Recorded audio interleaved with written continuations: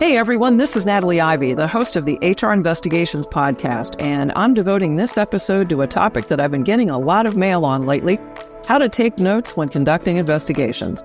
So I'm going to be providing 3 key tips from my internal investigations training programs to give you a boost in learning to help you improve your documentation and note-taking strategy.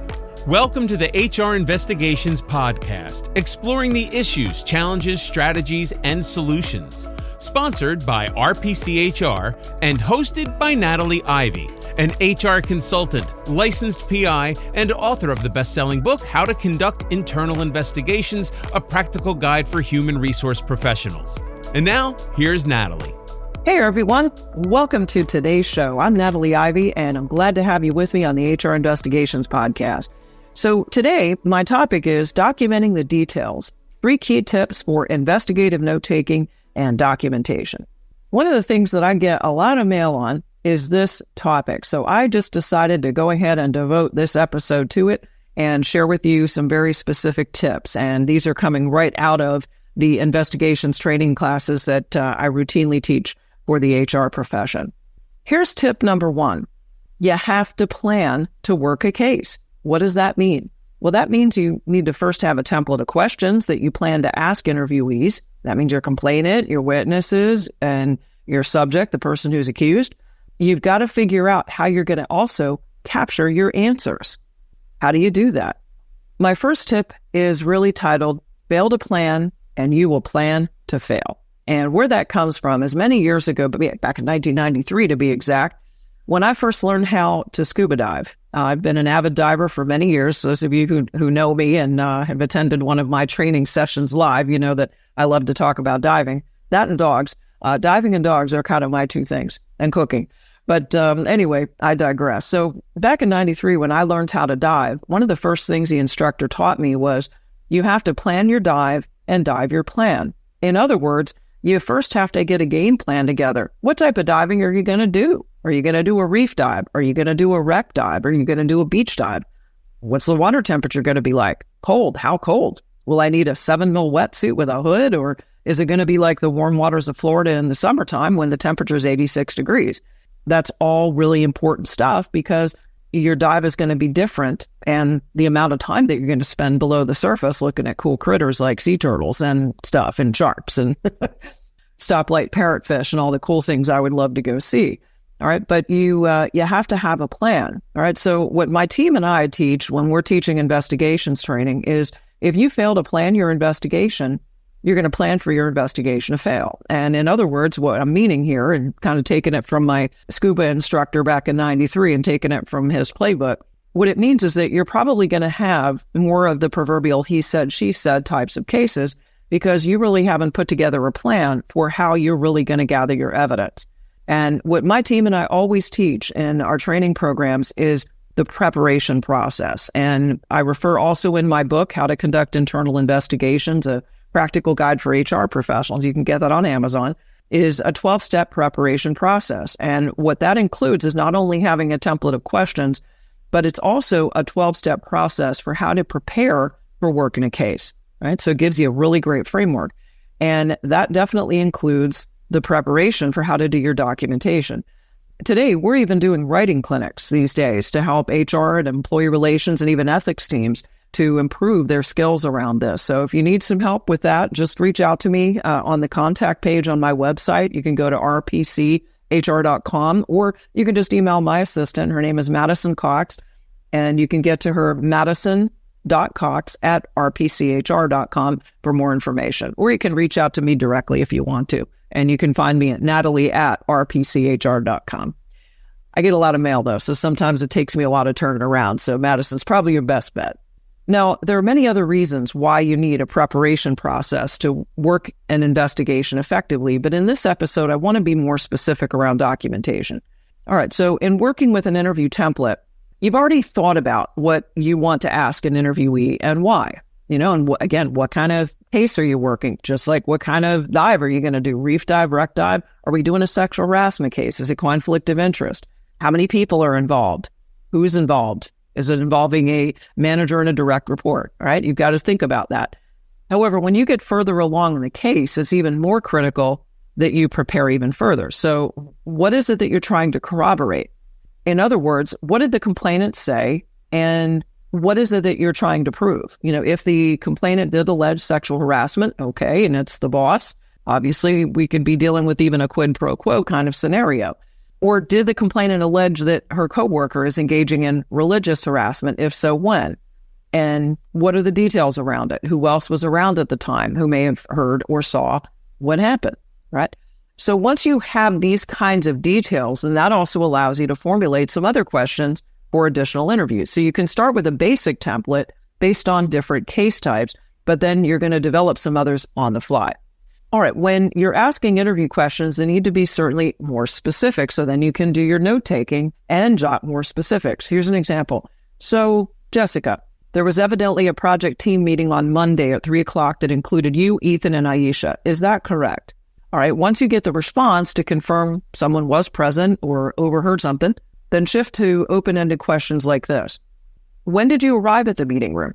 Jessica, please tell me what the conversation was about in the project meeting. What specifically did you hear that perhaps caused you some concern, such as any remarks that may not have been aligned with our organizational values and policies? When did you hear Aisha make that comment to Ethan? All right, you see, when you've got good interview questions like this, and notice the framing of the questions, they're mostly going to be open-ended.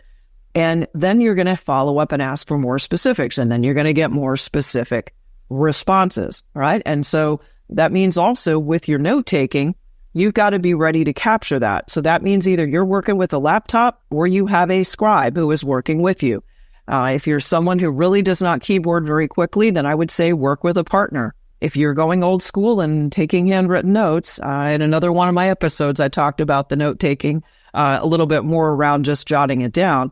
Keep in mind that it's not as efficient and you're probably going to make more mistakes. And the reason is that it's very, very difficult to keep up taking handwritten notes with the rate of speech that typically a lot of employees will communicate today. Our speech has just increased, and the speed at which we communicate, and it will be difficult for you. So I'm really going to encourage you to do that. Now, the other option is if you're recording interviews and then later you do some transcription. So that's an option, but you need to run that by legal counsel because some organizations are a little cagey about the recording process. So it just depends. All right. And also keep in mind you have consent rules from state to state.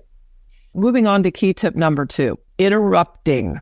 You have to interrupt interviewees to capture information correctly. And, this is one I hear from HR professionals about. They talk to me about this all the time, that they struggle with it, mostly out of fear of being rude or insensitive. The reality is that a good investigator has to really interrupt.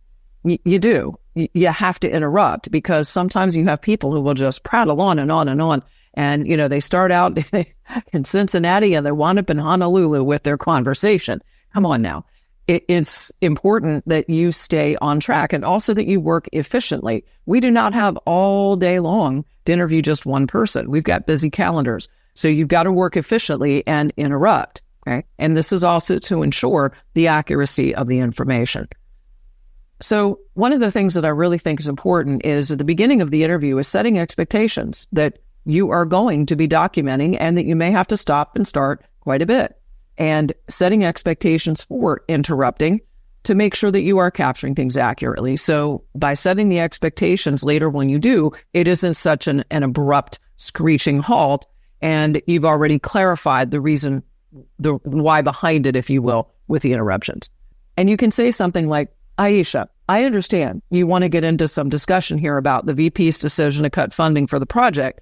What I really need to know is this. What specifically did you say to Ethan once you walked into the Flanders conference room? You see, that's what I really need to know there. What you're doing here is redirecting.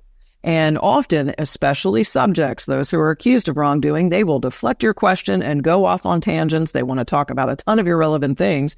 Don't waste time. Interrupt and redirect. Moving on, number 3, accuracy. All right. Tip number 3 is to get accurate names, dates, times, places. All right. I cannot tell you how many times I read investigative documents, and almost every day in the nature of the work I do. We have many clients who want to just, quote, run things by me and let me read and I'm brought into the scope of privilege, and wow, when I read investigation reports, they're really lacking clarity and cohesion. For starters, when documenting an interview, don't just start taking notes. Look, at the very top of a page, if you're even using like Microsoft Word, put the date of your interview, the time, the location. Was it on site? Was it virtual? Who was in the room with you? Were you doing a virtual on a Zoom call? What's the position title of the person you're interviewing? What location do they work at? Who do they report to? You see, if you just start winging it and just start typing, then later, after you've interviewed a few people, you will wonder, oh, wow, I don't remember who this interview was, until you get to maybe pages 2, 3, 4. All right, that's not what you want. And you should have some consistency with how you're jotting these key things down. So very simple headers, if you will, right at the very top of your page. What happens a lot, and especially when I read interview summaries, and they, haven't been cleaned up and it's still in the investigator's own shorthand, all right? But what I find is that people are referenced, but then there are no details provided. And then I go, And I'm kind of scratching my head. Well, who the heck is Marielle? What is her last name? And I'm on like page 3 or 4. You never mentioned Marielle before, and suddenly you just enter her into some of your notes. Like, who the heck is she? I have no clue. And her name isn't mentioned anywhere else. And she doesn't seem to have anything to do with this. But what's her position? Where does she work? What relationship does she have with the complaint itself or the subject? I have no clue. See, that really is very frustrating. Also for legal counsel, again, legal, especially legal counsel, and especially general counsel, or if you have in-house counsel, they're very busy people. And honestly, if you're retaining counsel, you're paying for all the billable hours for them poring over investigative documents that they just don't really understand. And so it's going to cost you a lot more, right? So when you're conducting an investigation, your documentation really needs to include very specific details, names, titles, work locations, reporting structure, relevant dates and times. Also, time zone can be very relevant for those of you who are larger and span across multiple time zones. If you've concluded an interview and you didn't go back through to get those critical details, then make notes of where your holes are, and you better go back and do a re-interview. The reason, if you don't go back and fill the holes with the specific details, I guarantee you when you're working with legal later, they're going to question you. Like, well, who's Marielle? Well, when did you interview her? Well, did you interview her before you interviewed witness Kathy Jenkins? And you're like, oh, you see? Not good. And you're not going to look like a polished professional. It's better to be thorough than to produce a really shoddy work product to your counsel. And ultimately, remember, they have to defend your organization if you are staring down an EEOC charge or you are facing, some other form of legal action. All right. So to summarize my 3 key tips for note-taking and documentation. All right. Tip number 1 is plan your investigation. Work with templates, both interview templates as well as the way you're going to do your documentation. You're following the same process, and then figure out a game plan with the way you're taking notes, whether you're on a laptop or you have a colleague who's going to help you to be your scribe.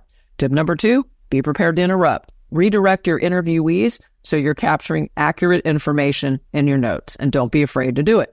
Tip number 3, get the accurate names, titles, locations, dates, and times. And if you feel like you had a couple of holes, you better go back and plug them. All right, that's it for me today. I hope you learned a few things that'll help you improve your skill level in note-taking and documentation. And as always, if you're looking for more specific training on how to properly handle employee relations issues and conduct investigations, you're looking for some team training, just go to rpchr.com. Until next time, see ya.